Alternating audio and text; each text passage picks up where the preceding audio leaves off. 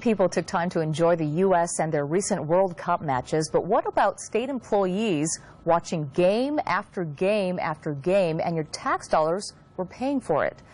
CBS News' David Goldstein pulled out the red card and watched workers scatter as one confrontation got heated. It looks like a scene from a local sports bar.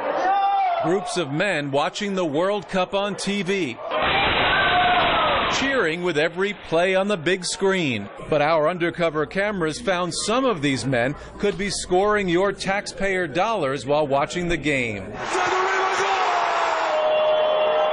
Because this is happening during working hours, sometimes hours at a time, in the cafe at Caltrans headquarters in downtown L.A. And while soccer players can't use their hands, this Caltrans employee did. Why are you watching the game on sticks? Put your hand on the camera. Hey! The cafe is privately owned, catering not only to Caltrans, but the L.A. Department of Transportation, which is also in the building, and it's open to the public. They put out this flyer telling everyone to enjoy watching your favorite World Cup soccer games.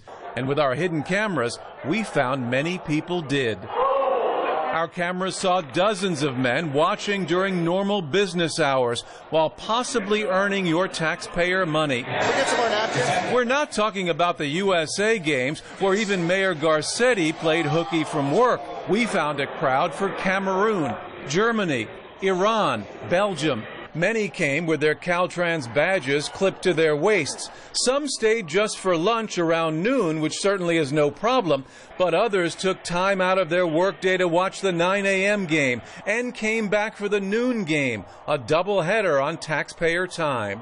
We saw this man, Fareed Rakabi, for 3 straight days. He's a Caltrans electrical engineer who made nearly $93,000 last year. On Friday, June 13th, we first spotted him watching the 9 a.m. Mexico-Cameroon game for almost an hour. On the following Monday, our cameras caught him in the cafe for more than 2 hours watching portions of 2 games. The next day, Tuesday, June 17th, again for more than 2 hours on taxpayer time. And last week, July 1st, our undercover camera caught him in the cafe yet again, this time watching the Argentina-Switzerland match with at least 17 others for the first 45 minutes of the 9 a.m. game. That is until we pulled our own version of a red card. Good game, isn't it? When we showed up, look at what happened. The clock ran out for those who were watching. Mr. Rakabi, we've seen you down here 3 different days for hours at a time watching the game, sir. Yes. Is that a good use of taxpayer money, sir? Yes.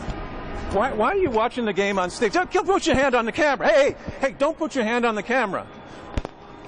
Why are you watching the game on state time, sir? He had nothing to say. Once we showed them the videotape, Caltrans says they launched an immediate investigation, but they say some of the employees could have asked for time off to come downstairs to watch a soccer game. Can you really sit there and look me in the eye and say that you think that most of those people had leave time?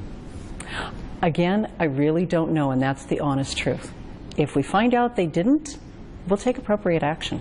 Later, we found out the honest truth. According to Caltrans, Rakabi had no leave time during the days we caught him watching the World Cup, meaning his time watching the game was paid for by taxpayers. Is that a good use of state time, sir? Mr. Rakabi, we've seen you here for hours at a time watching a game.